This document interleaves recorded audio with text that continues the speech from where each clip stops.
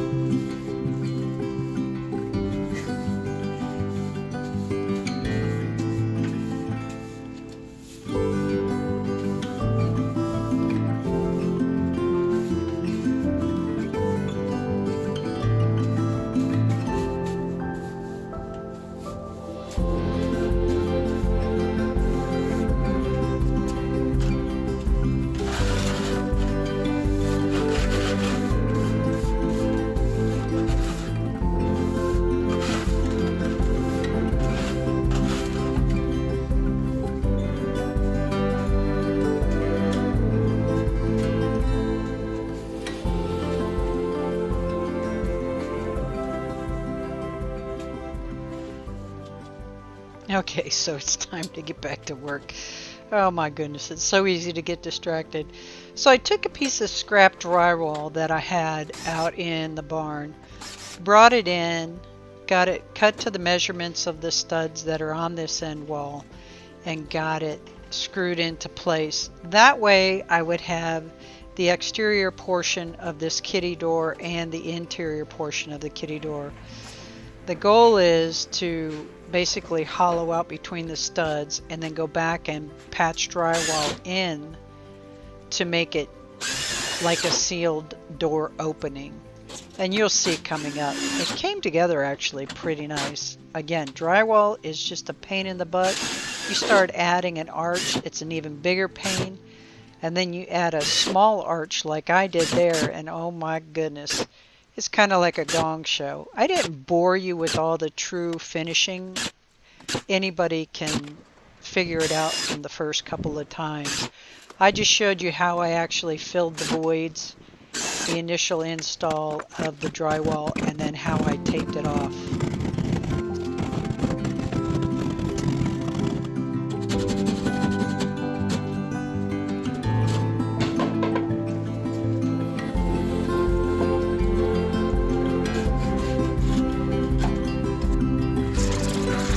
Now I opted anywhere that I had a pretty good gap because these 1x2 studs are actually C-shaped, so they're hollow on the one side. So I used the spray foam to actually fill that void, which worked out pretty good.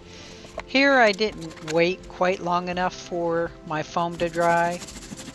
Took another break, came back, now it's dried, and boy oh boy did it cut much easier. So once I was able to get everything trimmed back, I needed to figure out about how long I needed this piece to be to go around the sides in this arch and how wide.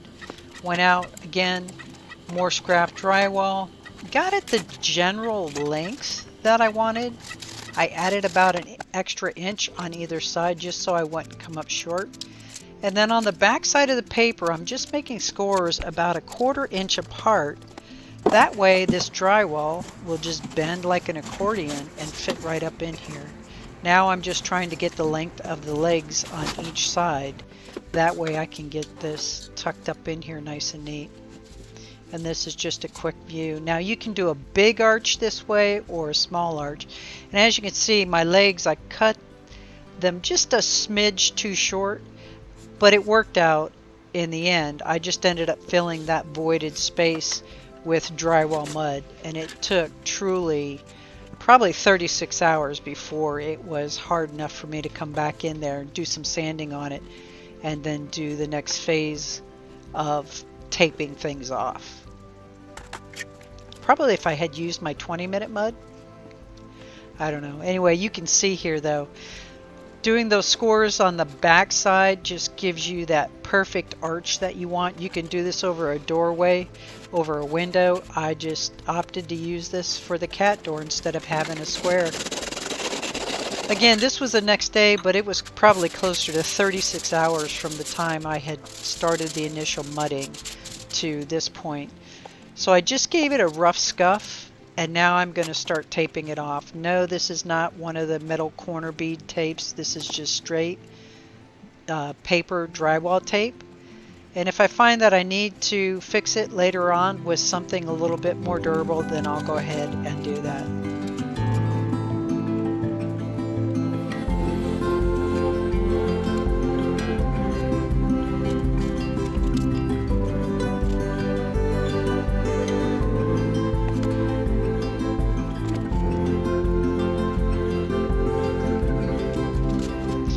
Now the top of this arch, I'm putting drywall mud on the inside of the arch. I'm taking my drywall tape and I'm cutting it to the bend right in the center of the length of the tape. And these are about 3/8 of an inch apart.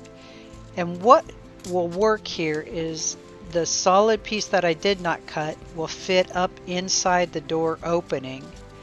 And the cuts on these edges of this drywall tape allow it to fold over right there on the wall just to get a nice solid seam of drywall tape right along the edge of the kitty door opening. And then again, more mud.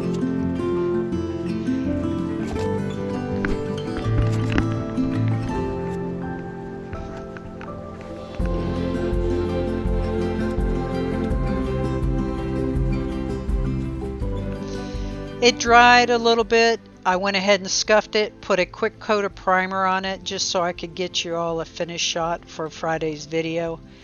And then here you can see the kittens are using this without any issue whatsoever. Now just know that I was in the pantry kind of calling out to the dogs to aggravate them and tease them to try to get them to come through the holes. So this was not like truly them trying to get to the cat food. I promise you none of them are underfed whatsoever. But I just thought it would be a really cool ending to the video.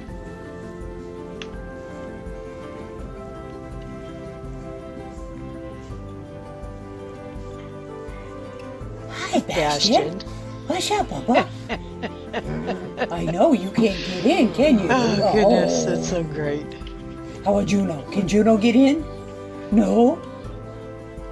Hi, Stella. Come here. Can you get in? Stella. My girl. What happened? Did you get stuck? Hi, Gracie. Hi. What happened? You guys can't get to the kitty food anymore, can you? Alrighty then. I want to Yeah. thank you all for stopping by. Have an absolutely What wonderful and happened? blessed It just weekend, doesn't work and I'll anymore. see you next time. I know. Take care.